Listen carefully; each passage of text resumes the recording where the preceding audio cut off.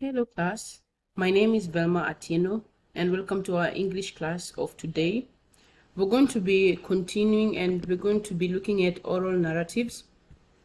We already discussed what oral narratives are. For the people who attended our first sessions, they know and they understand what oral narratives are, and we looked at a few examples like what are mythical narratives, what are legendary narratives, what are epic narratives, fairy tales, and folk tales.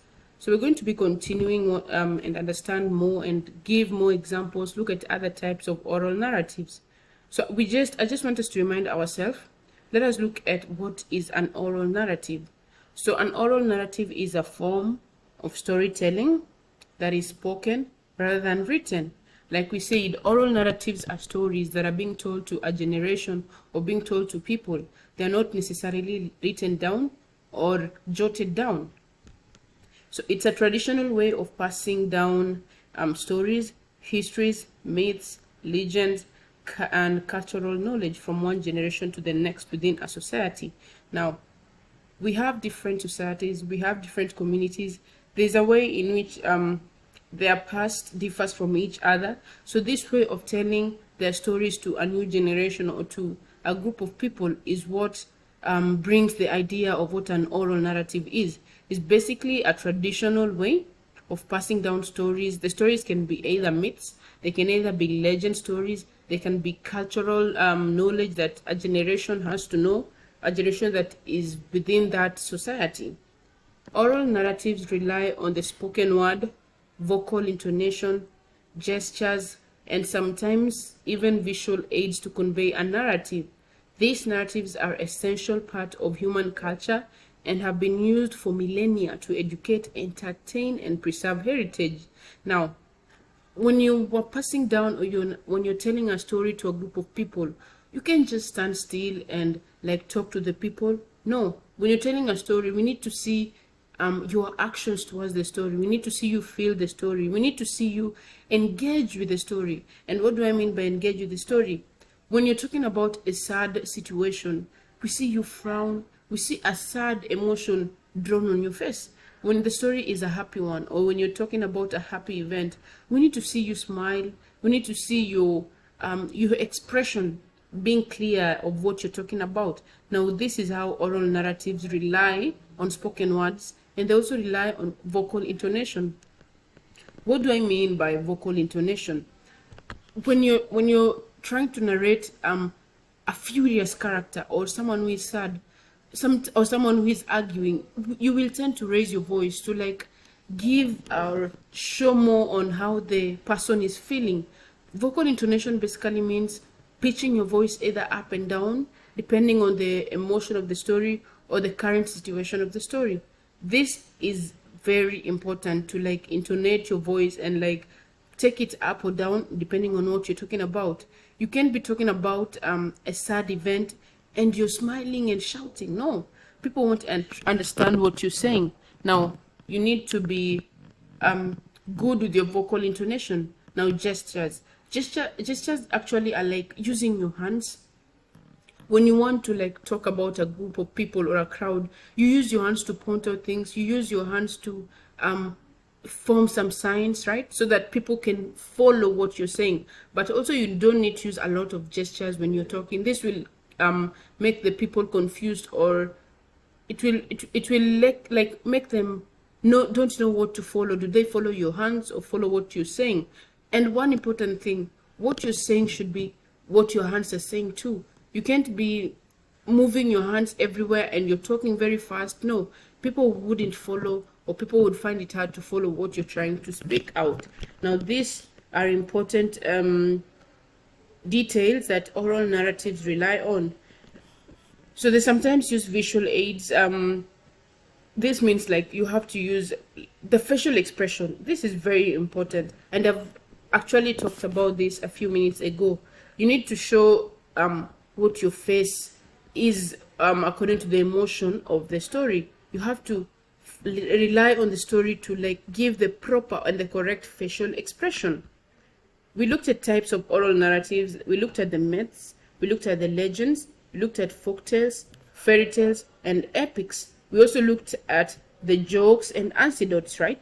We looked at myths, legends, folk tales, fairy tales, epics, and jokes and anecdotes. So today we're going to basically continue and explore other types, learn what these types are, learn what their importance are, their features, and how we can know what type are we reading.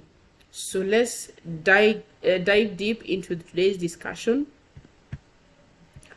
And off we start with the creation story. Now, who doesn't know what creation stories are? I tend to think, or I believe that most of the people in class today, you know what creation stories are. These are basically stories or narratives that explain the origin of the universe.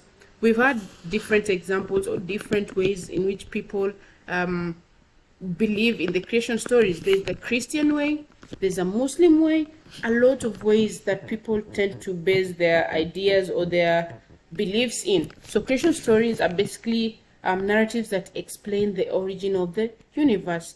They explain the origin of the earth and the origin of humanity, even the origin of living things, like how did dogs come to existence, or how did people or human beings come into existence, how did the earth come into existence, and how did the universe come into existence. Now these are various parts in which the creation stories try to explain the origin of something.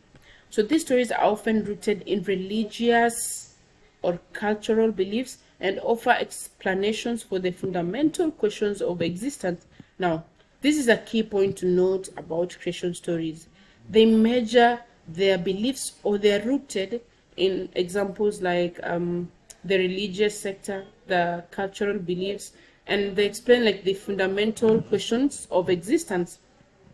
Now, different communities, different regions have their own religion. Like the Buddhists will say that people, the Chinese people, the Christians are all over the world, Muslims too are all over the world, Buddhists, there are people around the world with different religion and different cultural beliefs. Now, these stories, now their creation stories are rooted in what they believe in or what the religion they are into, right? So, and this, they explain the fundamental questions of existence. There's a way the Christian believe like the universe came to exist, or living people or living things or humanity, and there's a way the Muslims, Buddhists, everyone, there's a perspective in which they believe something came into existence, such as how the world was created and why humans exist. Creation stories are diverse and can vary from one culture or religion to another. Now, we've talked about culture, we've talked about religion, and we have very many different type of religions, very many cultures. People have their own beliefs, people have their own like where they want to measure or believe in. People have different versions of their own creation stories. Now that's why we have variety of creation stories, and it's also a narrative. It's an example of a narrative, an oral narrative. Now let's look at the features of creation stories. What are some of the features of creation stories? Now, cosmic origins. Cosmic origin. Creation stories often begin with the original or cosmos of the universe or the universe. They explain how the world and all its elements came into existence.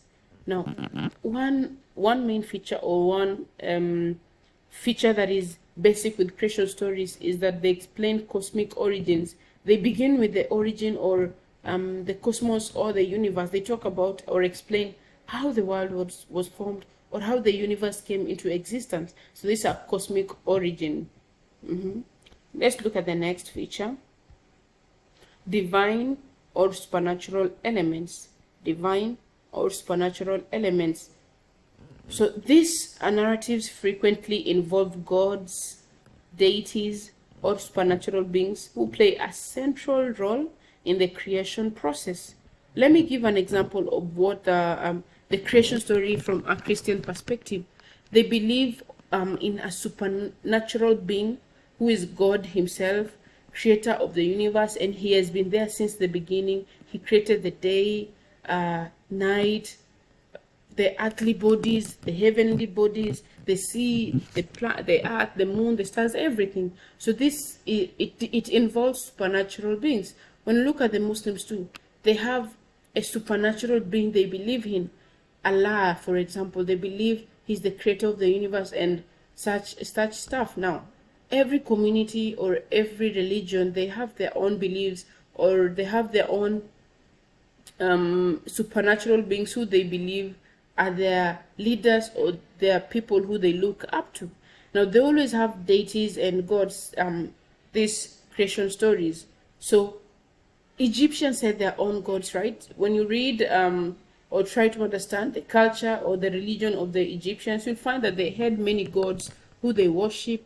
They have the gods in charge of fertility, in charge of thunder, rain, such stuff. So different communities, different nations, different religions, they base their beliefs in a certain or identify with a certain supernatural being, and this brings the difference between different cultures. Every culture, every religion have their own beliefs and have the people who they believe in. So these narratives, one main feature is that they have or they frequently involve gods, deities, or supernatural beings who play a central role in the creation process.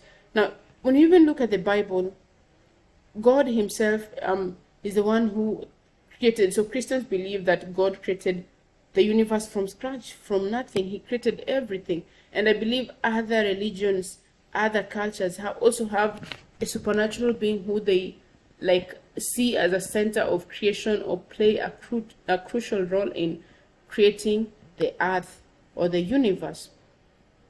We look at the symbolism.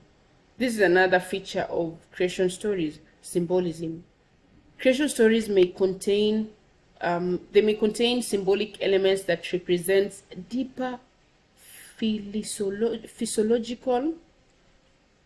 So they contain symbolic and deeper philosophical or spiritual concepts. For example, the Christian story or the Christian creation story, the tree of knowledge represents free will or moral chances. Now, creation stories involve symbols or symbolic elements that have a deeper meaning or a deeper understanding according to the people who believe in the story or the narrative.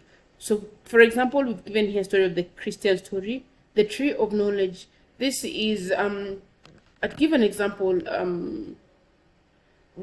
I tend to understand that from the Bible, the Garden of Eden, right?